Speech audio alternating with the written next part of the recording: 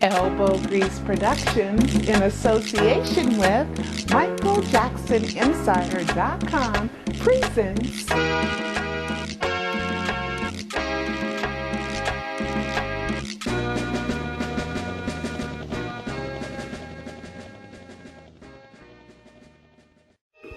Hi, this is Pearl Jr. from Jacksoninsider.com, bringing you another OMG. Oh my God. Okay, it's Thursday morning, January 5th, 2012, and my cell phone rings. And I pick it up, and it's none other than activist, comedian, longtime Jackson family friend, longtime Michael Jackson friend, so close that during the 2005 trial, he spent the night at Neverland, and you can see him walking in with the Jacksons to one of the court dates. Well, anyway, him and I have not talked since 2005, and his name is Dick Gregory. And when we talked in 2005, he had said something to me that was very confusing, and I won't repeat what it was, but I was very confused, and it's gone over and over in my mind several times, and I think it was some kind of test to test my loyalties. Well, I'm here to say that I'm pretty sure that I passed because I did what was in Michael Jackson's best interest, despite all the antagonism that surrounded the 2005 trial.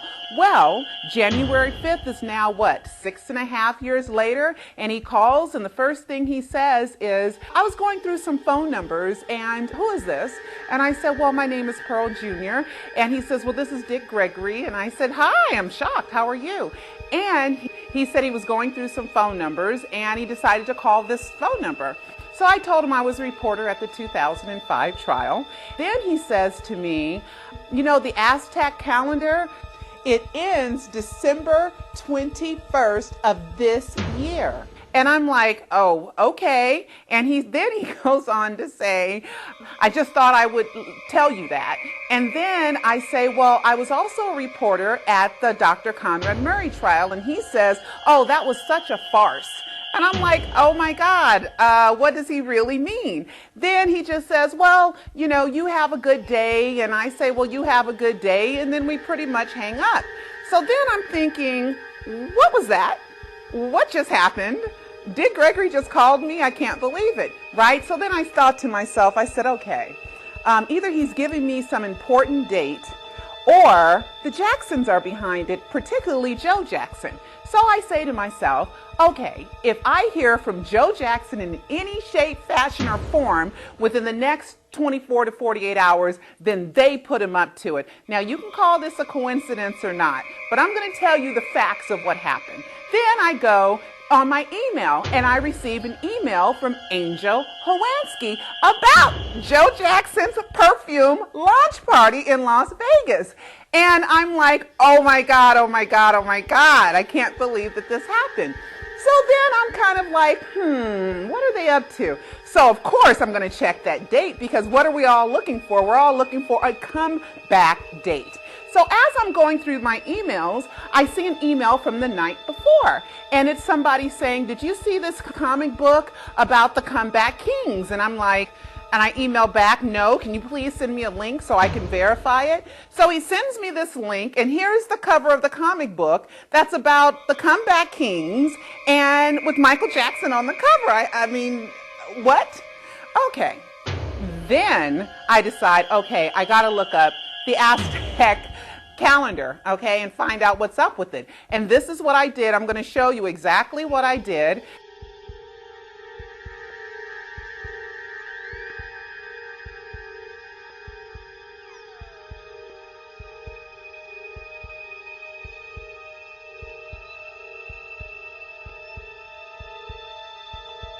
And then I ended up here at this countdown. And guess what's at the countdown, guys? 11, 11, 11. What?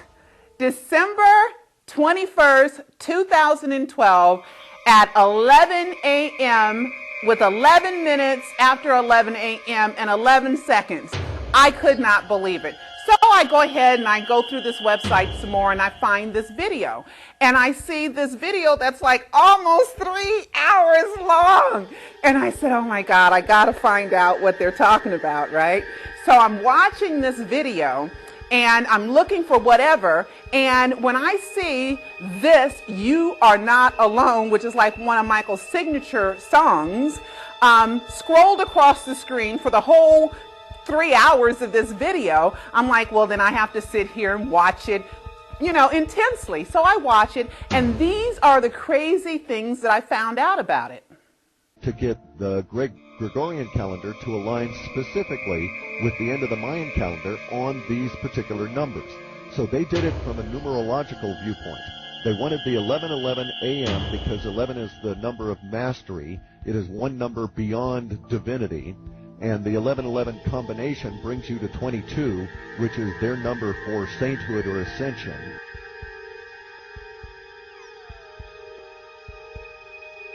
The end of a cycle is not about a final destruction. It's about transformation and renewal.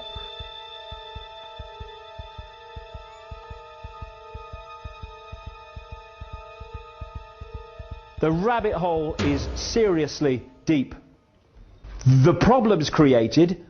The cover story of the problem is then reported to the people as official history, uninvestigated. And what they're looking for at stage 2 is a reaction from the public that says, in effect, something must be done. What are they going to do about it?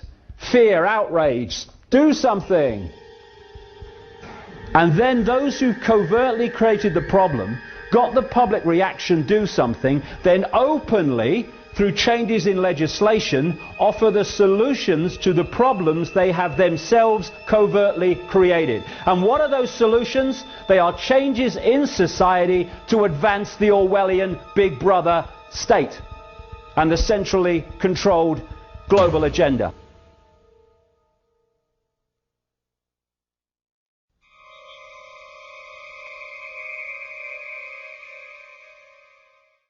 Whether they realise it or not, what they are talking about, and 98% of what they think they know about anything at all, has been taught to them by the television or by print media that is wholly owned and controlled by the very same 6 people who own all the TV stations. That's right, 6 people. 60 years ago, the media in the Western world was run by 86 small corporations who all competed to deliver the best and most informative news.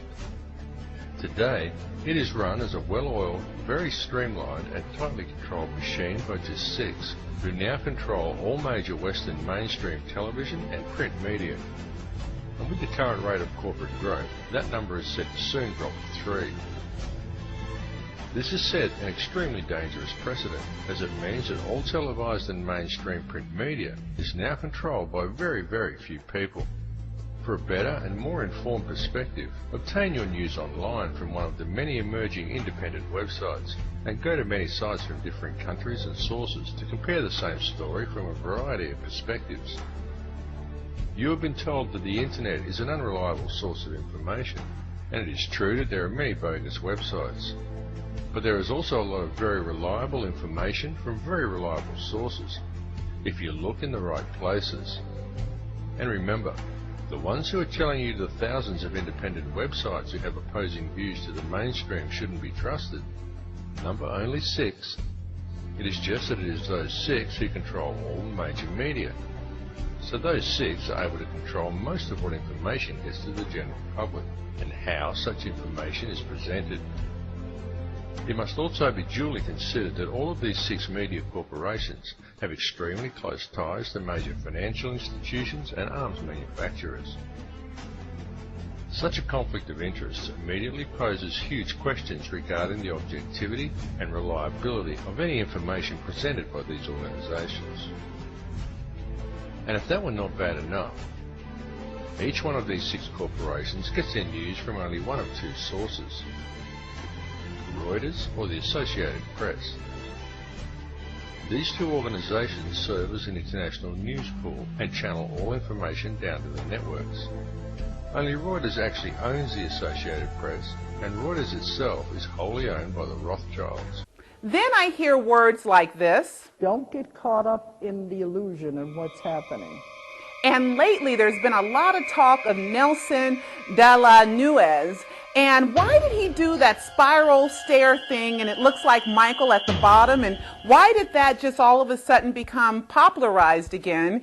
And then you look at this, I don't know, this pattern about the patterns of life. As we move farther and farther, deeper and deeper into the innermost regions of this pattern, and we see the pattern repeat itself over and over again, we're moving to an end point. And as we reach this end point, what you will see is that we end up with precisely the same pattern that we began with.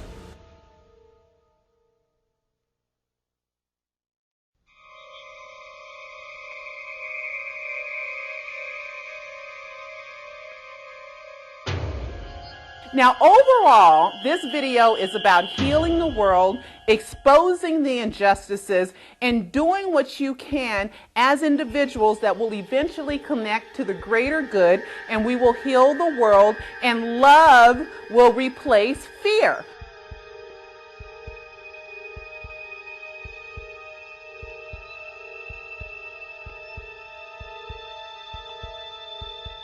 Well, this is Pearl Jr. for MichaelJacksonInsider.com, and I will see you next time. Thousands believed Tupac did it. Millions believed Elvis did it. But did Michael Jackson really do it?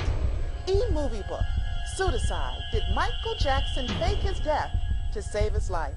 By author Pearl Jr. It's the most shocking true story of our lifetime. Order yours today. Go to MichaelJacksonPseudocide.com. That's MichaelJacksonPseudocide.com.